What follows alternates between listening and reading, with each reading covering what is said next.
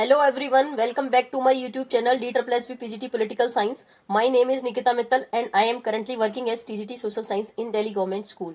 So अभी जो हमारी सीरीज चल रही है वो चल रही है वेस्टर्न पॉलिटिकल थिंकर्स की, और जिसमें हम थॉमस हॉब्स का पार्ट 1 ऑलरेडी कवर कर चुके हैं। इस वीडियो में जो हम कवर करेंगे वो है थॉमस हॉब्स का पार्ट 2। अभी हम देखेंगे हॉब्स की theory of rights. Theory of rights, Hobbes ने राइट्स पर क्या क्या बात की है, लोगों को क्या क्या राइट होने चाहिए स्टेट में, उसके बारे में हम इस वीडियो में जानने का प्रयास करेंगे। In the state of nature, in the state of nature, last video में मैंने बात की थी in the state of nature. पहले लोग रहते थे in the state of nature, फिर लोगों ने सोशल कॉन्ट्रैक्ट किया, फिर लोगों ने स्टेट बनाया।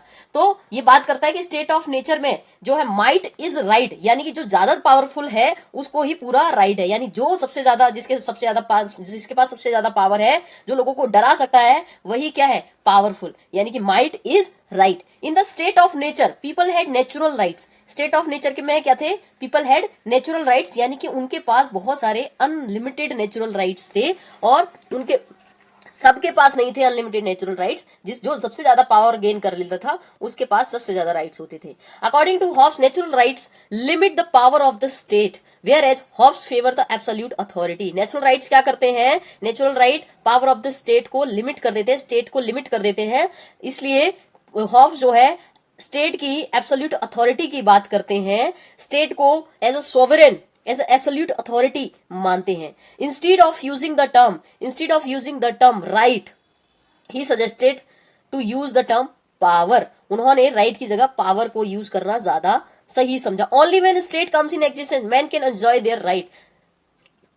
जो हॉब्स है वो ये कहते हैं कि लोग अपने राइट्स को तभी इंजॉय कर सकते हैं जब स्टेट एग्जिस्टेंस में आएगा। Hence real source of right is state. उनका मानना है कि जो रियल सोर्स ऑफ राइट है वो क्या है, स्टेट। क्यों? क्योंकि जो स्टेट ऑफ नेचर है वहां पर अनलिमिटेड नेचुरल राइट्स हैं, लेकिन किसी को है किसी को नहीं है। जिसके पास ज्यादा पावर है उसके पास राइट्स है, जिसके पास पावर नहीं है उसके पास राइट्स नहीं है। Hence note this theory can be seen in Britain. जैसे कि आप उसकी थ्योरी को कहां देख सकते हो, ब्रिटेन में, जहां पर people of Britain do not have fundamental rights, they have legal rights. जहां पर लोगों के पास फंडामेंटल राइट नहीं है लेकिन लीगल राइट्स हैं। तो एक इंपॉर्टेंट राइट बताया है हॉब्स ने। कौन सा important right? Right to life या right to self reservation. It includes the right to self defence. तो उन्होंने सिर्फ एक ही राइट माना है जिसको फंडामेंटल राइट माना है, वो है राइट टू लाइफ। किसने? हॉब्स ने। Hobbes was the first person to give jurisdiction for right to self preservation. Hobbes ऐसा पहला इंसान था जिसने राइट टू सेल्फ प्रिजर्वेशन को बहुत ज्यादा इंपॉर्टेंस दिया और इसको कानूनी रूप से वैध माना। He said right to life is the most important of all rights. उन्होंने बोला कि जो राइट टू लाइफ है वो सबसे ज्यादा इंपॉर्टेंट है सभी राइट्स में। It is the right given to man by God. ये वाला जो राइट है वो गॉड ने दिया है लोगों को। Thus there is no obligation on state. इसलिए स्टेट पर भी ऑब्लिगेशन नहीं है और किसी राइट को, बल्कि स्टेट को सिर्फ क्या करना है, to protect right to life of the people. State की सिर्फ एक ही ड्यूटी है कि लोगों के राइट टू लाइफ को सबसे ज्यादा प्रोटेक्ट करे। इसका मतलब क्या है? It means it is the duty of the state. ये स्टेट की ड्यूटी है to protect the life of the people. It is the sole purpose. State जो बनाया ही है वो इसीलिए ही बनाया गया ताकि लोगों की जो शॉर्ट लाइफ है, शॉर्ट लाइफ क्यों थी? क्योंकि वहां एनार्की थी। तो इसलिए सोल पर्पस क्या है स्टेट को क्रिएट करने का, टू ताकि लोगों की लाइफ को जो है प्रोटेक्ट किया जा सके। It is the sole purpose for which man created state और transferred all the power to the state. तो लोगों ने अपनी सारी पावर जो स्टेट को इसीलिए ट्रांसफर करी ताकि जो स्टेट है वो क्या है, लोगों की लाइफ को प्रोटेक्ट करे। So what citizens can do if state fails to protect their right to life. तो हॉब्स क्या कहता है कि लोगों को क्या करना चाहिए अगर स्टेट जो है, जो उसका सोल पर्पस है वही करना भूल जाए, लोगों की राइट टू लाइफ ही लोगों को राइट टू लाइफ ही ना दे पाए, लोगों को प्रोटेक्ट ही ना कर पाए। तो इस सिचुएशन में लोगों को क्या करना चाहिए?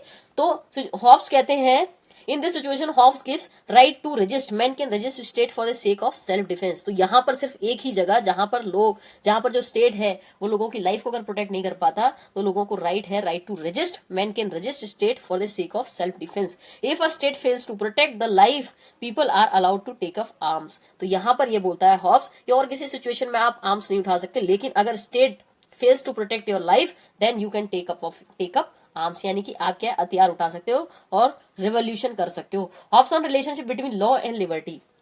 हॉब्स जो है लॉ और लिबर्टी के बीच में क्या रिलेशन बताते हैं?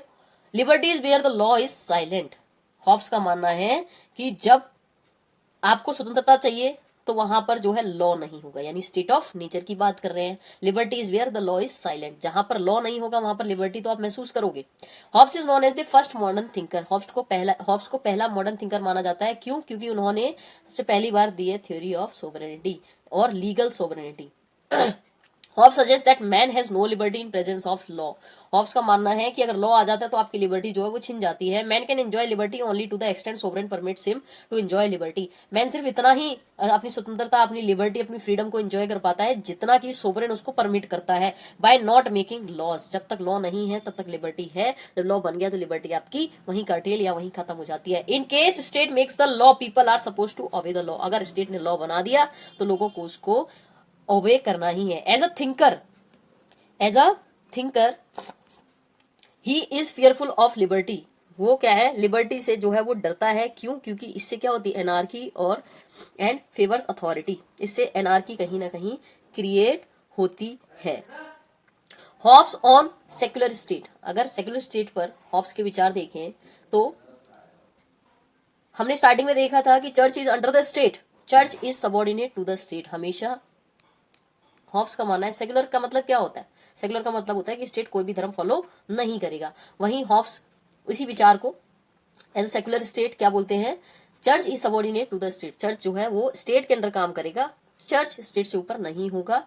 Church is not a divine institution. वो कहता है चर्च जो है वो डिवाइन इंस्टीट्यूशन नहीं है, but a creation of the people. Church जो है वो लोगों के द्वारा बनाया गया ही एक इंस्टीट्यूशन है, वो डिवाइन इंस्टीट्यूशन नहीं है। With respect to the state and religion, Hobbes contends that. State और रिलीजन के बारे में हॉब्स का क्या मानना है? Everyone is free to choose their faith, यानी हर किसी को स्वतंत्रता है कि वो अपना फेथ, अपना रिलीजन खुद चूज करे। The state does not dictate the faith of individual. इसलिए स्टेट को भी कोई हक नहीं है उनके इंडिविजुअल्स के फेथ को डिक्टेट करने का, उनमें इंटरफेयर करने का।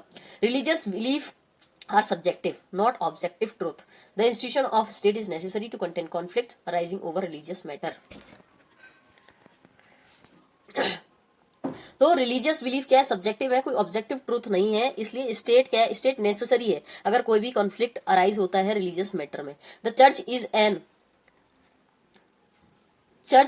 Institution like any other. Church भी क्या है? और दूसरे इंस्टीट्यूशन की तरह एक कोई इंस्टीट्यूशन है। जैसे स्टेट में बहुत सारे इंस्टीट्यूशंस होते हैं, उसी की तरह एक चर्च है और स्टेट जिसमें सुप्रीम अथॉरिटी है।